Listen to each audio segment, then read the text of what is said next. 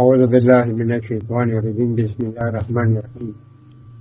زه د جمهور سي جمال بابا د پی ټی آی مشرانو ته او د جیل ملګرو ته سلام پیش کوم. تاسو ته ښه پته ده چې په 9 مۍ کې زه ګرفتار شوم. کم از کم کال یو نیم کال ما مقدمه وشوه، خو زما وروسته په کور کې د کور د سربراه و. زما کور هغه به ساته، الله ساته، هغه د هغه وسیله وه. بیا زما نه وروسته زه او دا زوی مې اسلام آباد ته دغه ته دغه له لاړو دوی ته وخته. زما زوی هلته ونیولې شو په 25 نومبر باندې او زه کور ته رالم. زما د کور دغه سرمایه وه، زه مجبوره شوم ما چاته دا لکه ده چې سوال کوم.